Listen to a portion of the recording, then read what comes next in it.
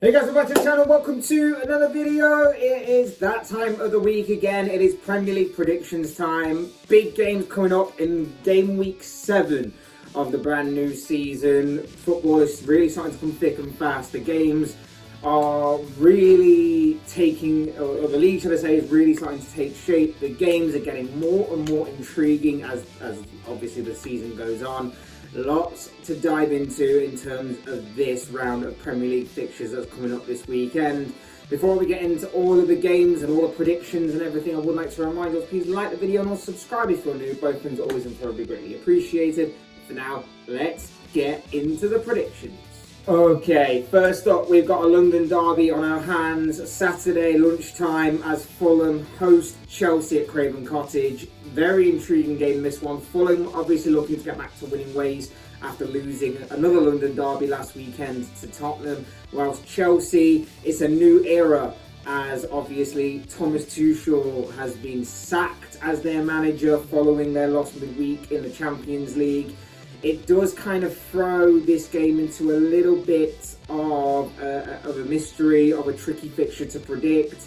Obviously, the talk right now is that one of Graham Potter or Mauricio Pochettino is likely to take charge of Chelsea. Whether that's going to happen this weekend, though, remains to be seen. As of right now, there is currently set to be an interim manager taking charge, but it depends on how quickly, of course, everything changes in that aspect.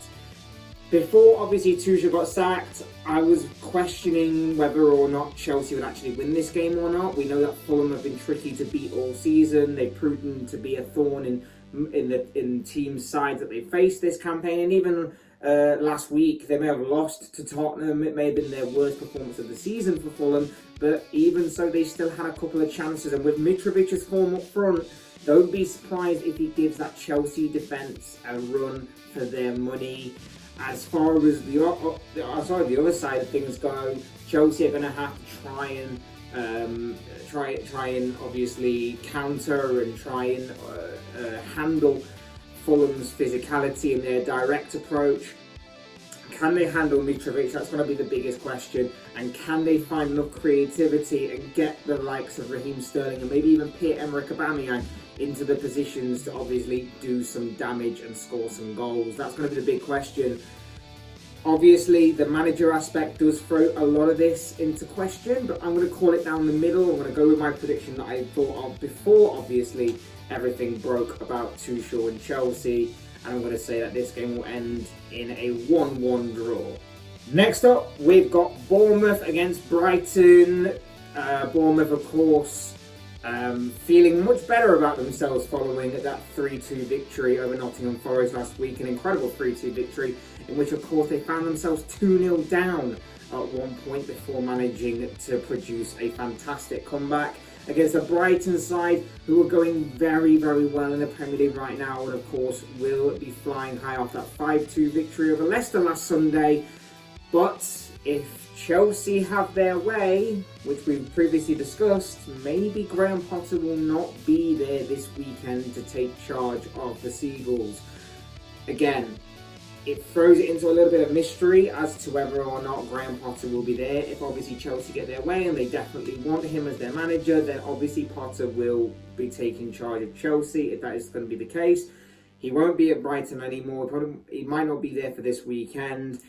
And it's a shame because Brighton have been going very, very well in the Premier League so far. They've been playing some excellent football at times and they've been scoring some great goals and many goals at that. And that's starting to become a bit of a factor in Brighton. I've always said that Brighton's problem has sometimes been they can't find the back of the net, but they're starting to on a more consistent basis now. I just wonder if Chelsea are going to be the ones to throw the spanner in the works kind of thing, take their manager, and it's going to be a question then of where do Brighton go from there.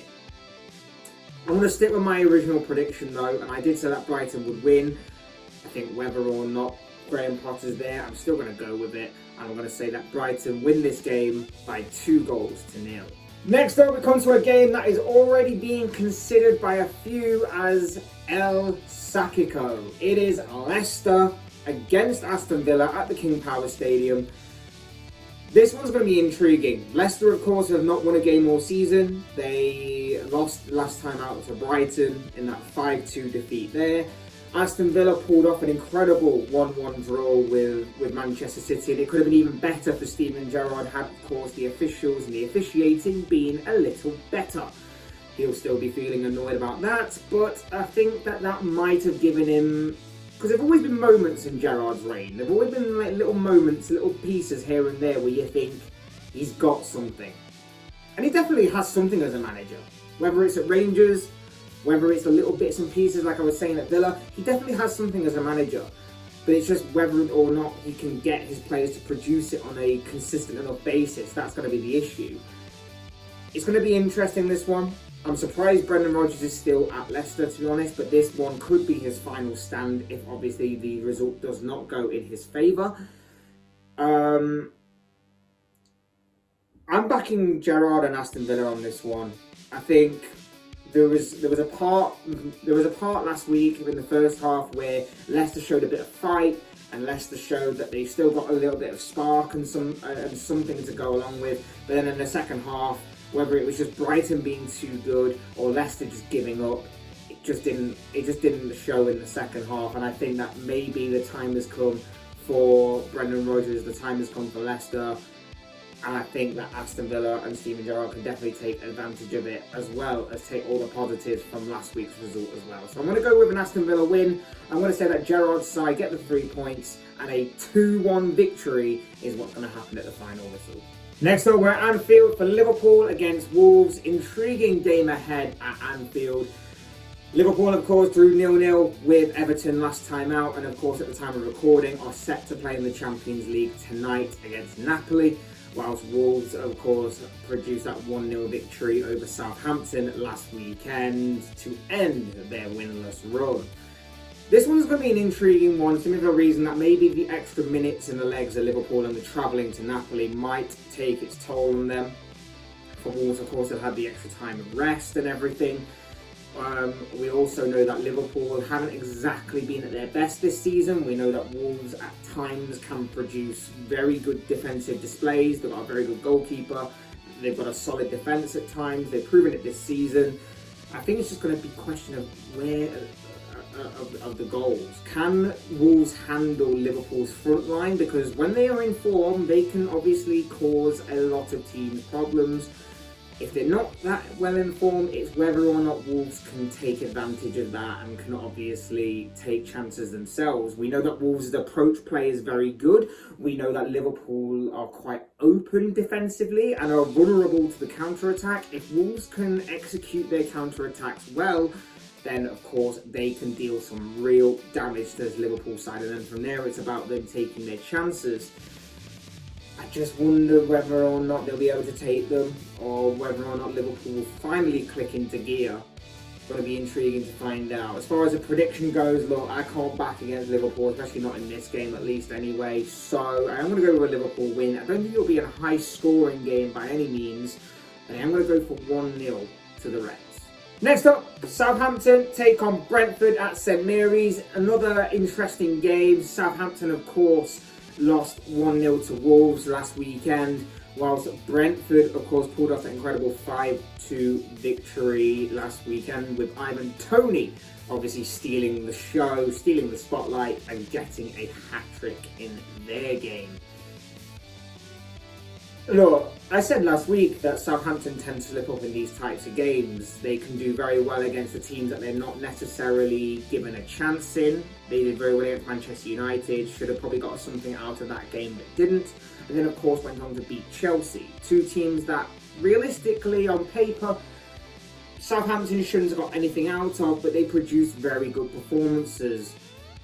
I fear that in this game, it's like I said last week, in these types of games, Southampton tend to slip up. And I think with the way that Brentford are playing, Brentford plays some nice football at times and can produce good results and performances like they did last weekend with scoring 5 goals. We saw it earlier this season when they thrashed Manchester United, for example. Sometimes in these types of games, though, both teams have a tendency to slip up and lose sight on these types of fixtures, be a bit of a banana skin, shall we say, with these types of games.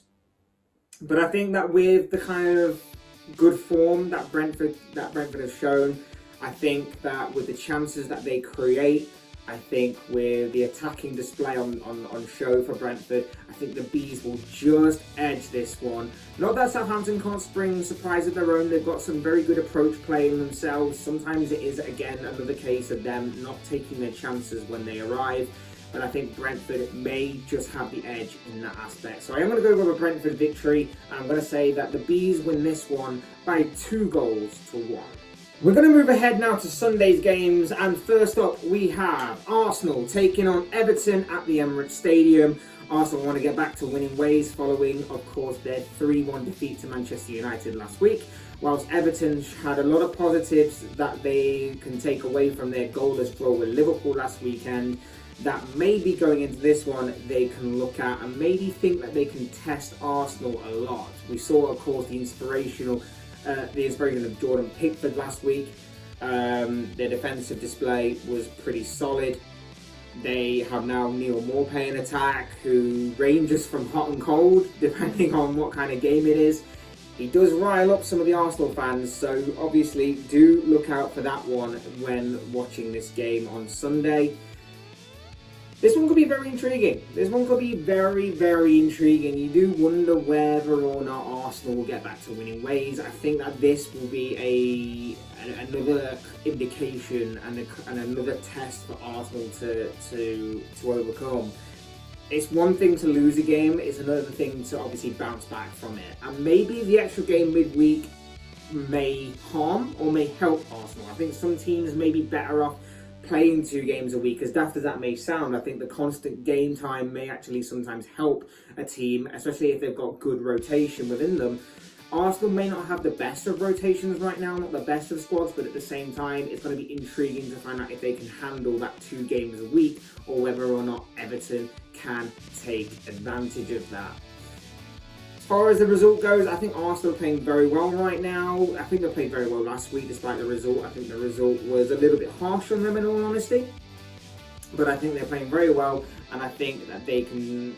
I think if they got some good rotation, I think if they manage both the Europa League game that they've got coming up on Thursday night and of course this game very well, I think Arsenal can get the job done, get back to winning ways and remain top of the table, and that is why I'm going to go for a 2-1 Gunners win.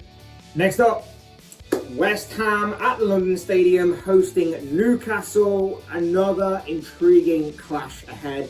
West Ham will feel hard done by last week when they were in a London derby against Chelsea, losing 2-1, but in quite controversial circumstances, whilst Newcastle themselves will feel hard done by with another VAR call that went against them in another case of controversial circumstances with their goalless draw against Crystal Palace. Again, it's another intriguing run because you've got West Ham who like to counter-attack, who like to obviously try get the ball down and play some good football on the counter. You've got Newcastle who like to get the ball down and play as well. Both sides come a long way under obviously their managers. Newcastle obviously having the shorter time of their managers. Will the game midweek in the Europa Conference League harm West Ham? Possibly. We have seen European football harm teams in the past, and I think to an extent it harmed West Ham towards the end of the campaign last season. But it will be interesting to see how David Moyes balances the Europa Conference League that West Ham are involved in and the Premier League going forward. As far as this game goes, I'm intrigued to see how these two teams play out. I think both teams have done quite well this season. I think obviously Newcastle have been better. I think Newcastle probably deserve a few more points than what they've got already. West Ham, you could argue the same. I think they had a bit of a slow start, but they're slowly starting to come into form a little bit more. I just wonder if that game midweek might harm West Ham in terms of their preparation and their rotation for this game.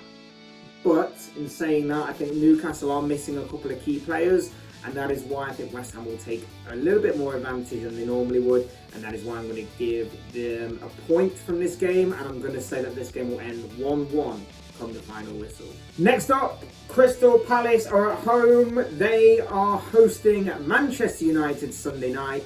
This one, I have a sneaky feeling about this one. Palace obviously go into this game in pretty good form. They've done very well all season. I think they got a little bit fortunate to come away with a point last weekend against Newcastle. Both fortunate and unfortunate at the same time. And of course, Manchester United are going into this one with a 4-game winning streak in the Premier League, beating Arsenal last weekend. But Palace, for me, I don't know what it is, but I've got a sneaky feeling about Palace. Palace are a good footballing side. They are a very good footballing side. And I think last week what we saw against Arsenal with Manchester United was Arsenal were a very good footballing side. United sat back and they hit them on the counter-attack. And in key moments, Arsenal lost their discipline, Arsenal lost their composure, and got a bit complacent and just a little bit of lack of game management at times. That's what was Arsenal's downfall. Otherwise, I thought they were doing very well, and I think they probably could have beat Man United on another day. United were strong, United were resilient, and United picked their moments. I think against Palace, you might have another case of that, but I think United will have to take more authority of the game, as you probably expect. Even though they are away from home, they are of course going to be entering a hostile atmosphere of Selhurst Park. We know the Palace fans are going to be loud and they're going to be very vocal. I just have a sneaky feeling that maybe Palace will have a bit more balance to their starting 11, or to their just 11 on the pitch in general, and I think that they'll have a bit more physicality than what Arsenal showed in terms of endurance, in terms of strength, and I think that midfield battle is going to be big for both teams going forward. A point certainly seems a likely result.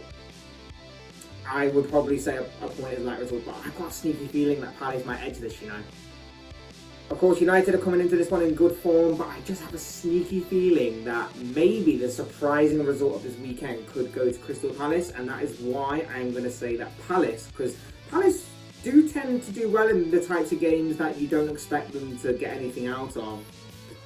Similar to how they faced City in recent times. They were unlucky not to have got anything against City earlier on in the season, of course. I just have a sneaky feeling that Palace will edge this, So, it might be unpopular, it might be a bit out there, but I am going to go with a Palace win, and I'm going to say that Palace will win this game by 2-1. In our penultimate game, it is Monday night's encounter. It is at Ellen Road. It is Leeds taking on Nottingham Forest. Leeds, of course, have stumbled a little bit in the past few weeks, and last weekend they got beat and thrashed 5-2 by Brentford, whilst Forest, of course, have stumbled themselves and completely capitulated last week in, of course, that 3-2 defeat to Bournemouth. Both teams are looking to get back to winning ways in this one. I think Forest definitely have the squad to do so and do something. Of course, Premier League historians will know that this is a very historic Premier League encounter of the likes of yesteryear and everything like that. So this one could be a very intriguing game to watch on Monday night, a very underrated game to watch on Monday night. It genuinely could go any which way. Obviously, with how both teams have played the past few weeks, Forest seem to do well in attack, but not very well defensively, and Leeds... it depends what Leeds side turns up, really. Leeds can be very good, as we've seen against Chelsea, and then they can be quite poor, as we've seen against Brentford. So, depends which kind of teams turn up for either side. I think it's possible that we could be in for a lot of goals in this one. I am leaning more towards a Leeds win, with it being at home. I think the home crowd might just give them the edge. But I've got a sneaky feeling Forest might just nick a point from this, So I am going to go with a draw, and I'm going to say that Leeds against Forest will end 2-2 come the final whistle. And finally, it's the big one. It's the biggest game of this round of fixtures, in my opinion. It's the biggest highlight of this upcoming round of games.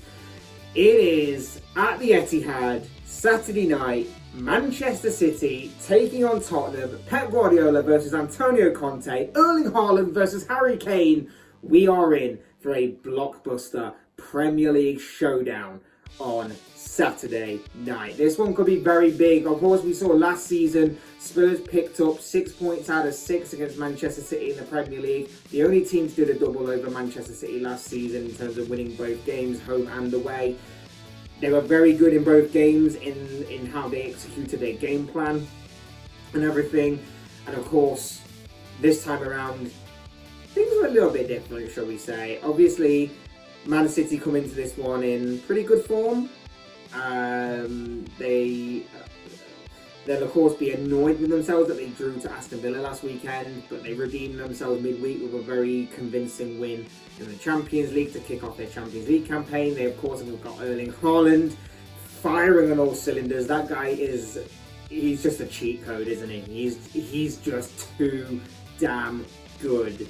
And it's going to be intriguing to see how he copes against this Tottenham defence, how this Tottenham defence copes against him in particular. And on the opposite way of that, Manchester City have shown this season that they're not indestructible, they're not invincible, especially defensively. They've already conceded a fair few goals this season. They've conceded a couple to Crystal Palace, 3 to Newcastle, and so on and so forth. So there is opportunity there, and as we've seen before, they are vulnerable to the counter-attack if you obviously make the correct decisions and can move the ball fast enough. And of course, Spurs have the players to do that.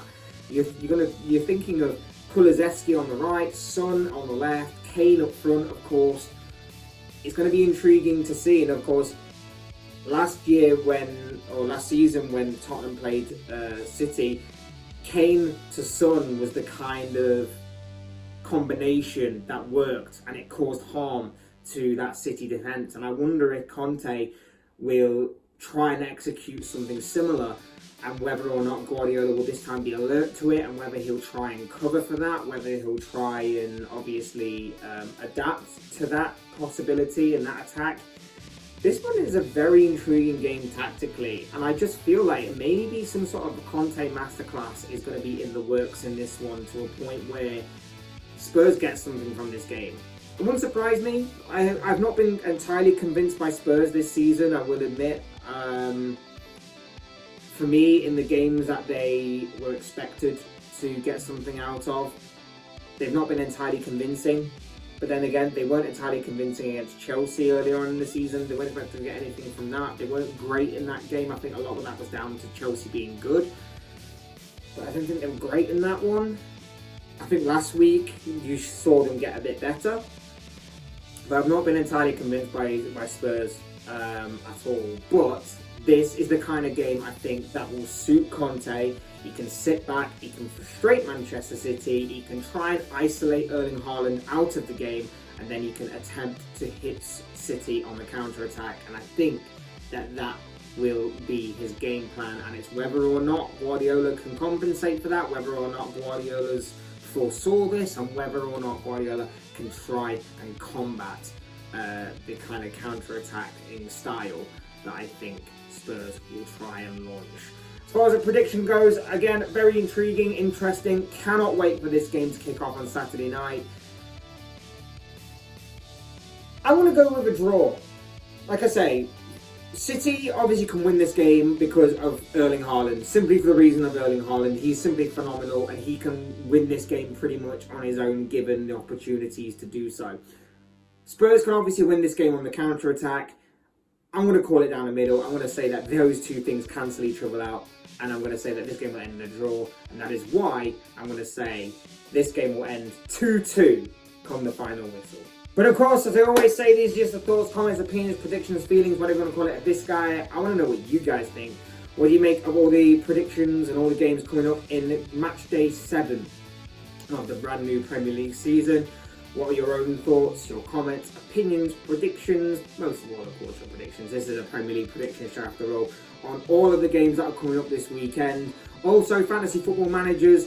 Who do you see having a good week? Who do you see having a bad week? Who are you putting into your squads? Who are you taking out of your squads? All of that kind of stuff as well will also make for interesting reading down below in the comment section. But most of all, of course, get your predictions in. This is a Premier League prediction show after all. So all of that will make for interesting reading down below in the comment section. As always, Hit that like button on the way out if you enjoy the video. Subscribe if you're new or want to see more content like this. Both things are always important, greatly appreciated. And as always, thank you all for watching and listening. I've been Fleck. This has been another Premier League prediction show, and I will see you all again soon in another video.